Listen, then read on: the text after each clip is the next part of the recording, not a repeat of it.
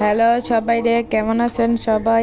আজ রানমো হইছে যাইয়া খাসির মাথার মাংস।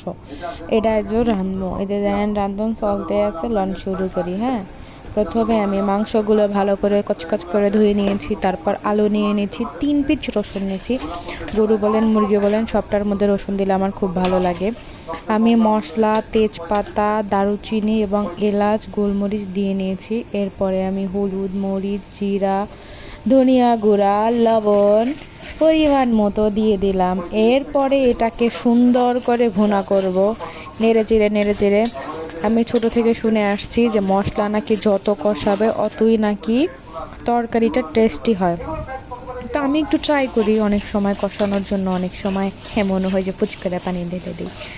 যাই হোক, এটা কিন্তু অনেক ভালো করে কষাতে হবে। এক পর্যায়ে দেখতে পাচ্ছেন আমার তেলটা উপরে উঠে আসছে। এরপরে দিলাম পানি ঢেলে আবারও কষাকষি শুরু করলাম। এক পর্যায়ে কষাতে ঢেলে দিলাম মাংস, খাসির মাথার মাংস ঢেলে দিলাম। এক হাত দিয়ে তো আর মোবাইল ধরে নাড়াচাড়া সম্ভব না, তাই আমি মোবাইলটা রেখে নেড়ে চেড়ে নিলাম।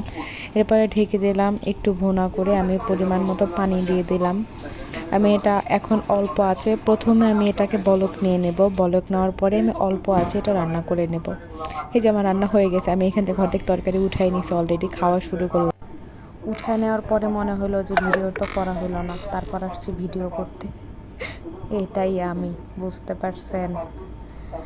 এই যে আমার খাবার শুরু। কিন্তু দুঃখের ব্যাপার হলো 2 পিস, একটা তেজপাতা দিছি, পুরো একটা তেজপাতাই আমার ভাতের মধ্যে এসে পড়লো। আমার প্লেটে। ও সরি, এটা তো প্লেট না, এটা হলো লাল গামলা। বুঝছেন, এটা হলো লাল গামলা। কেউ আবার গামলা ফর্ম জানতে চাইেন না, কারণ এটা আমি কই থেকে কিনছি মনে নাই। আচ্ছা ঠিক আছে, টাটা, বাই বাই, ভালো থাকেন। আপনারা কি দিয়ে ভাত খাইছেন আজকে কমেন্ট করে যান। এমন শেষরা কেন আপনারা? হ্যাঁ, একটু কমেন্ট, লাইক, সাবস্ক্রাইব এগুলো করলে কি এমন অপরাধ হয় বলেন? যাই হোক, রাগ করেন না, দুঃখ নিয়েন না। হ্যাঁ, অনেক বড়র করেছি, কি তা করতাম?